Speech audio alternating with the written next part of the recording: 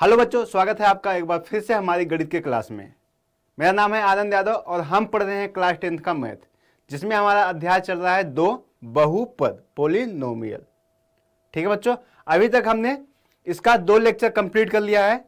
ठीक है, जिसमें हमने बहुपद का लेक्चर 1 में बेसिक पढ़ा था। बहुपद क्या होता है, बहुपद के प्रकार क्या है, बहुपद की घात क्या होता है। ठीक है, तो लेक्चर 2 में हमने पढ़ा बहुपद के शून्यक क्या होते हैं, बहुपद के शून्यक का ज्यामितीय अर्थ क्या है, ग्राफ पर हम किसे बहुपद का सरल रेखा का जो ग्राफ होगा वह आलेख कैसा होगा, द्विघात का आलेख कैसा होगा, इन सब बातों का हमने 2 लेक्चर में कंप्लीट कर लिया है। तो आज का जो क्लास है लेक्चर नंबर 3, जिसमें हम बहुपद का गुणांक और शून्यक के बीच संबंध को स्थापित करेंगे, संबंध को देखेंगे।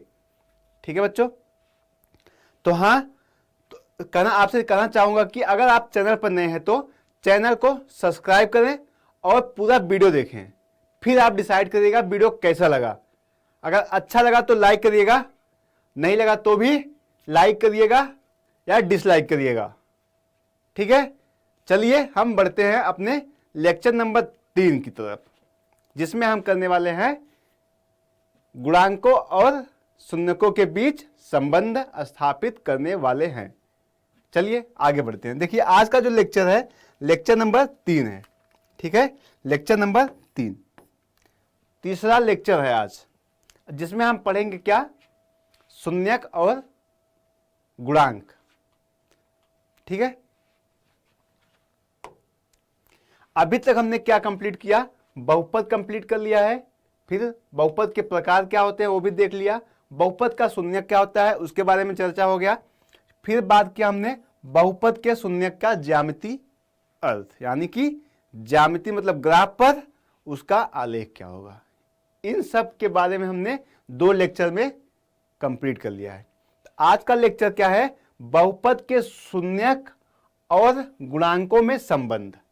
आज का लेक्चर हम ज़्यादा टाइम का नहीं रखेंगे, 15 से 20 मिनट का यह लेक्चर है, जिसमें हम इसके बीच संबंध को स्थापित करेंगे और प्रश्न अगली कक्षा में सॉल्व करेंगे। ठीक है बच्चों, चलिए बढ़े आगे। एक बार फिर से कह रहा हूं कि आप अगर चैनल पर नए हैं तो चैनल को सब्सक्राइब करना ना भूलिएगा। ठीक है, और अपने दोस्तों को भी यह वीडियो शेयर करें। ठीक, चलिए आगे बढ़ते हैं। अब देखते हैं हम बहुपद, किसी बहुपद के शून्यकों और गुणांकों में संबंध।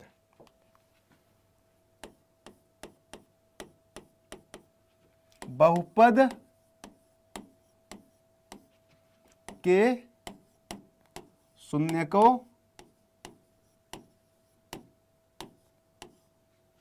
और गुणांकों में संबंध।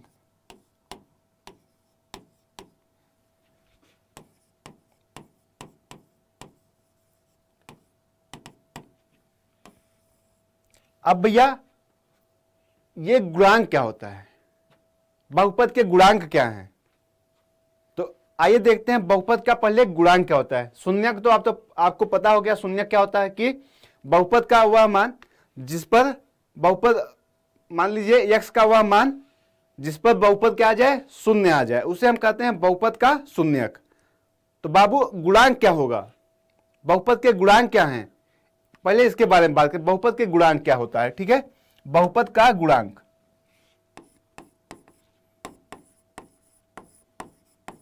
बहुपद का गुणांक,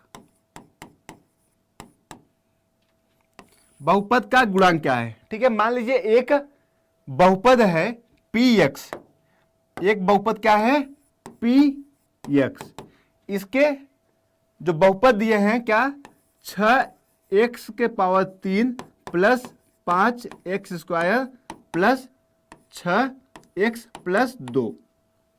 ठीक है, ये हमें बहुपद दिया है। अब गुणांक क्या होते हैं, तो अगर हम जब चर की बात करते हैं, चर क्या है, x है। ठीक है, अगर हम 6 को कहें, ये क्या है, 6 है, तो 6 क्या होगा, x क्यूब का गुणांक होगा। 6 क्या होगा, x क्यूब का गुणांक होगा। 6 क्या हो जाएगा, x क्यूब का गुणांक। 6 क्या हो गया, x क्यूब का गुणांक। तो गुणांक समझ में आया क्या होता है। अब इस तरह अगर हम 5 को कहें, 5 क्या है, 5 है एक्स स्क्वायर का गुणांक। 5 क्या है, एक्स स्क्वायर का गुणांक, एक्स स्क्वायर का गुणांक। 5 क्या है, एक्स स्क्वायर का गुणांक। अब इस तरह अगर हम बात करें 6, 6 क्या है, 6 है एक्स का गुणांक। 6 क्या है, 6 है 6 एक्स का गुणांक। ठीक है। अब बच्चा बाबू 6, 5, 6 इनका हमें गुणांक समझ में आ गया, लेकिन अब ये 2 क्या है, 2 में तो एक्स है ही नहीं। तो बाबू 2 क्या है, 2 क्या है, 2 है अचर राशि। 2 क्या है, अचर राशि है। ठीक है। 2 क्या है, अचर पद है। 2 क्या है, अचर पद। 2 क्या है, अचर पद। तो बाबू समझ में आया तो गुणांक क्या होते हैं, समझ में आ गया गुणांक। अब चले आगे। अब गुणांकों और शून्यकों के बीच संबंध को देखते हैं। जैसे हम पहला बात करते हैं, पहला है रैखिक, क्या है, रैखिक बहुपद के लिए शून्यकों और गुणांकों के बीच संबंध। रैखिक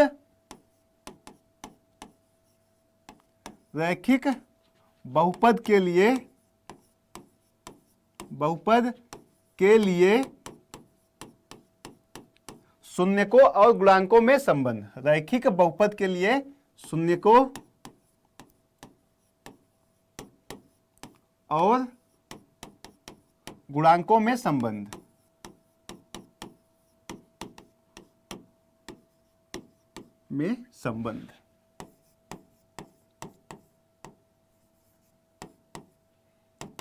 ठीक। चलिए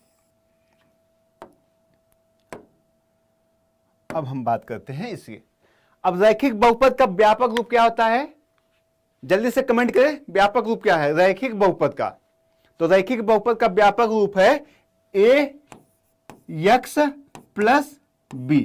क्या है, ए एक्स प्लस बी। ठीक है, यह है रैखिक बहुपद। क्या है, रैखिक बहुपद है। ठीक है, इतना समझ में आ गया। रैखिक बहुपद का व्यापक रूप क्या है, ए एक्स प्लस बी। अब शून्यक क्या होता है, शून्यक मतलब पी एक्स क्या हो, 0 हो। शून्यक का मतलब है पी एक्स क्या हो, 0 हो। ठीक है, पी एक्स 0 हो। ठीक है, तो यहां से क्या निकलेगा, A X plus B equal to 0। A X plus B equal to क्या आ गया, 0 आ गया। ठीक है बाबू, ठीक है बाबू, भैया जी समझ में आ रहा है ना। ठीक है, आगे बढ़े। चलिए अब देखते हैं A X. A X equal to, अब क्या हम कर रहे हैं, पश्चांतर कर रहे हैं। क्या कर रहे हैं, पश्चांतर कर रहे हैं। मतलब बी को हम, बी क्या है, अचर राशि है। ठीक है, बी क्या है, अचर राशि। हम अचर राशि को क्या कर रहे हैं, बराबर के इस तरफ ला रहे हैं। ठीक है, यहां प्लस है तो इस तरफ आएगा माइनस हो जाएगा। ठीक है, तो क्या हो गया, माइनस बी आ गया। माइनस बी, इतना समझ में आ गया। अब देखिए यह जो ए है क्या है, एक्स का गुणांक है। क्या है, एक्स का गुणांक है। जब यह गुणांक है बराबर के इस तरफ आएगा, क्या हो जाएगा, भाग हो जाएगा। क्या हो जाएगा, भाग हो जाएगा। तो एक्स इक्वल टू क्या आ गया, माइनस बी बटे ए। एक्स इक्वल टू क्या आ गया, माइनस बी बटे ए। यही क्या है, शून्यक और गुणांकों के बीच संबंध है। यही क्या है, शून्यक और गुणांकों के बीच संबंध है। क्या है, शून्यक और गुणांकों में संबंध। गुणांकों में संबंध।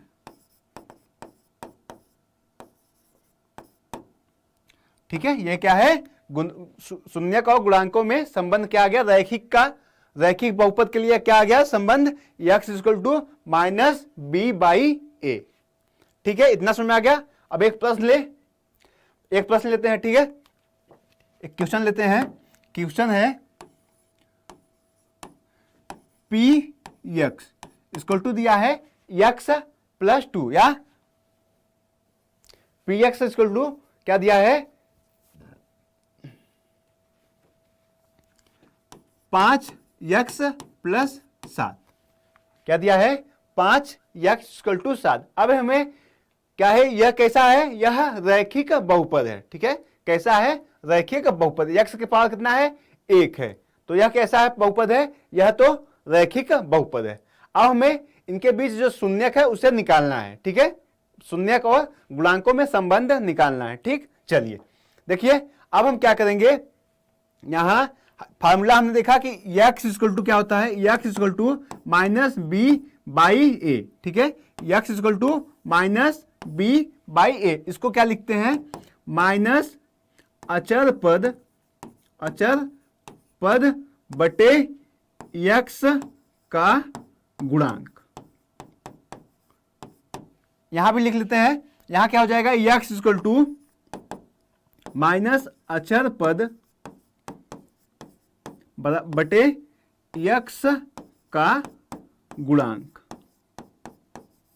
ठीक है, ये आपको याद रहना चाहिए, ठीक है, चाहे इस तरह से या इस तरह से याद रखिए, ठीक है, ठीक। अब देखिए, अब ये आ गया, ठीक है, इसको इस तरह से लिख सकते हैं। अब क्या आ गया, देखिए अचर पद क्या है, अचर पद इसमें क्या है, अचर पद क्या है 7 है, कितना है 7 है, और चिन्ह सहित रखना है, ठीक है, प्लस है या माइनस है, ठीक है, आपको चिन्ह सहित रखना है, ठीक। देखिए तो x इक्वल टू क्या आ जाएगा, x इक्वल टू अचर पद क्या है 7 है, और प्लस और गुणे माइनस कितना हो जाएगा माइनस, तो माइनस 7 बटे x का गुणांक, x का गुणांक क्या है 5 है, कितना है 5, क्या हो जाएगा, यही इसका संबंध हो जाएगा, यही इसका आंसर हो जाएगा, ठीक है। समझ में आ गया बाबू, समझ में आया। रैखिक बहुपद के लिए शून्यक और गुणांकों में संबंध समझ में आया। आगे बढ़े, दूसरे पे चलते हैं, क्या, द्विघात बहुपद के लिए शून्यकों और गुणांकों के मध्य संबंध, ठीक है, बढ़े आगे, चलिए चलते हैं। दूसरा, द्विघात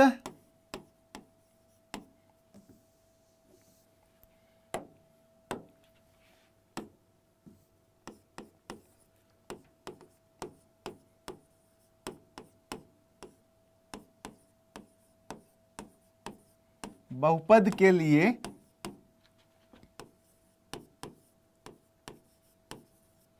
शून्यकों और गुणांकों में संबंध, गुणांकों में संबंध,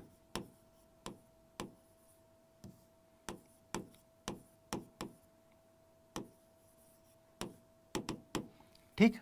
चलिए,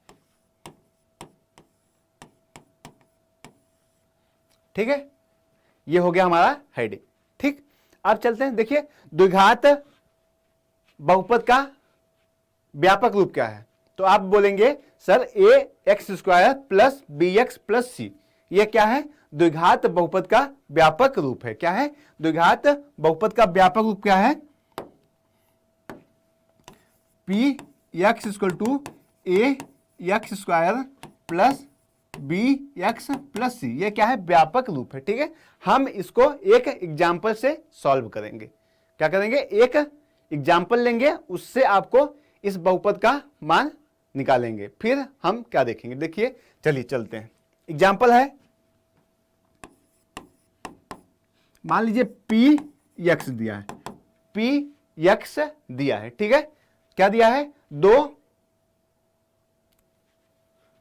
चलिए 2x square minus 8x plus 5, ये हमें एग्जाम्पल दिया है, 2x square minus 8x plus 5, ये 5 न करके 6 कर लीजिए, ठीक है, तो 2x square minus 8x plus 6, ठीक है। अब आपको फैक्टर करना आता है, गुणनखंड करना आता होगा इस तरह की संख्या का, इस तरह के बहुपद का गुणनखंड आता है ना, चलिए देखते हैं। चलिए अब करते हैं इसका हम गुणनखंड। देखिए क्या हो जाएगा, इसका करेंगे 2x² माइनस 8x प्लस 6। अब गुणनखंड कैसे करते हैं, जो ये अचर पद है, अचर पद को जो x² के गुणांक से गुणा करते हैं। तो 6 गुणे 2, 6 गुणे 2 कितना आ गया, 12 आ गया। ठीक है, 6 गुणे 2 बराबर 12। अब 12 को हमें, 12 जो है ये, इस संख्या को हमें इस प्रकार से तोड़ना है कि इसका जो या तो प्लस करें या माइनस करें, कितना आ जाए, 8 आ जाए। कितना आ जाए, 8 आ जाए। कितना है, 8 है। अगर देखिए 6 माइनस 6 माइनस 2 करें, कितना आ गया, -8 आ गया। तो हमें क्या चाहिए, -8 चाहिए। तो हम क्या लिखेंगे, -6x माइनस 2x। ठीक है, 8 की जगह हमने क्या लिख दिया, -6x माइनस 2x। अब प्लस 6, इतना लिख लिए। ठीक है, अब इसे हटा देते हैं। ठीक है, इतना समझ में आ गया ना। अब देखिए इसमें कॉमन क्या होता है, कॉमन मतलब दोनों में उभयनिष्ठ। ठीक, देखिए क्या होगा, इसमें 2x है, इसमें भी 2x। देखिए 6 का गुणनखंड क्या हो जाएगा, 2 गुणे 3। अब देखिए 2 का 2 गुणे 1, तो इसमें क्या कॉमन हो रहा है, दोनों में 2। ठीक है, तो 2x कॉमन ले ले हम, 2x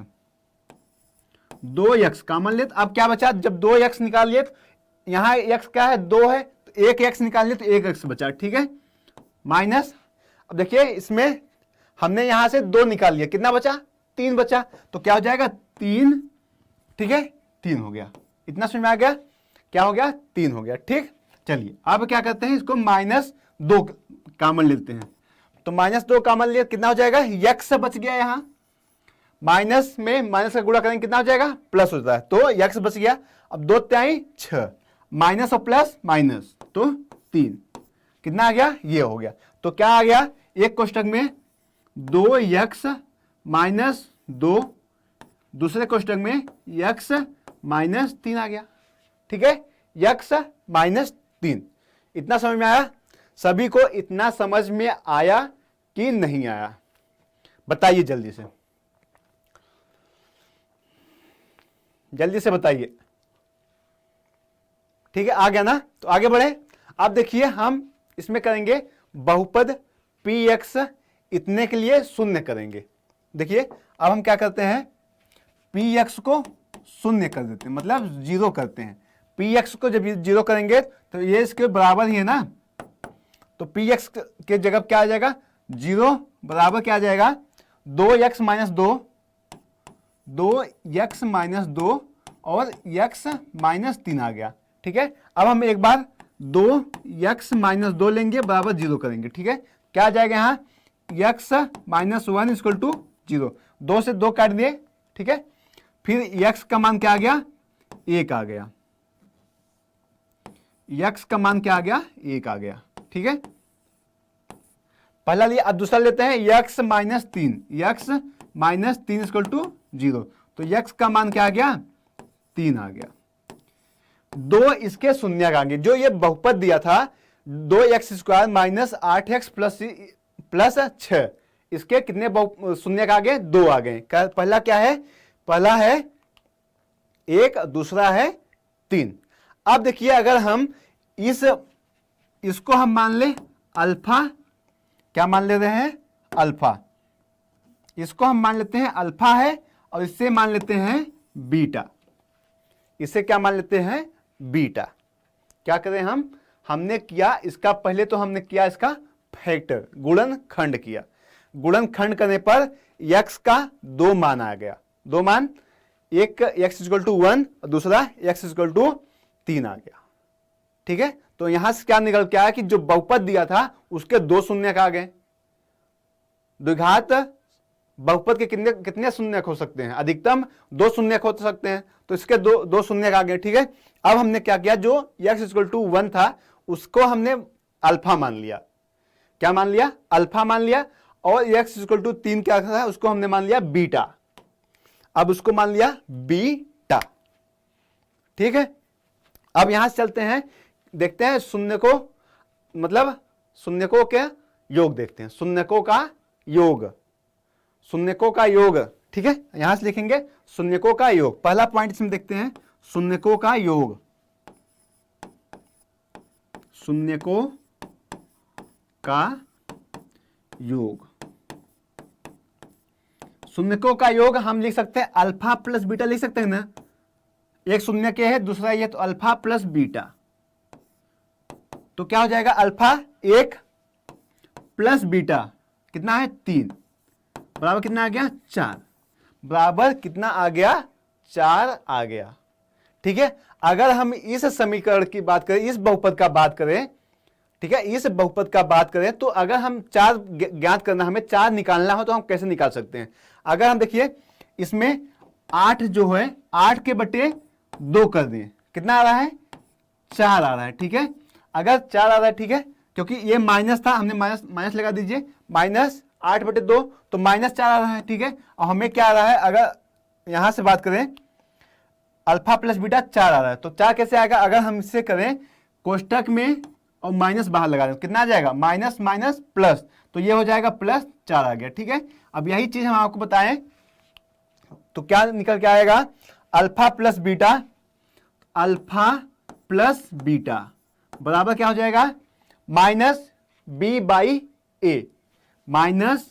-b/a, -b/a। देखिए रखिए मान, b का मान क्या है, b का मान है -8, b का मान क्या है -8। देखिए तो -8 बटे ये क्या है 2 है, अब 2 रख दीजिए, कितना आ गया, देखिए 4 आ गया। देखिए माइनस माइनस प्लस हो जाएगा, और 2 चौक 8, 4 आया कि नहीं, तो यहां से क्या निकल के आया, यहां से निकल के आया शून्यकों का जो योग होगा, तो अर्थात अल्फा प्लस बीटा बराबर क्या आ गया, क्या आ गया माइनस एक्स का गुणांक बटे एक्स स्क्वायर का गुणांक, क्या आ गया -x का गुणांक बटे एक्स स्क्वायर का गुणांक, माइनस कोष्टक में x का गुणांक बटे एक्स स्क्वायर का गुणांक,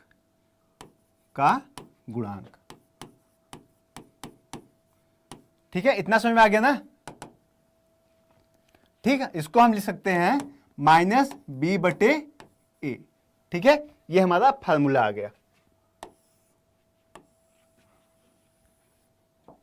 ये क्या आ गया, फार्मूला आ गया, अल्फा प्लस बीटा मतलब शून्यकों का योग बराबर होगा -x का गुणांक बटे एक्स स्क्वायर का गुणांक, या बोल सकते हैं -b/a। ठीक है, ये अब दूसरा पॉइंट देखते हैं, इसमें दूसरा पॉइंट क्या है, दूसरा पॉइंट है शून्यकों का गुणनफल, शून्यकों का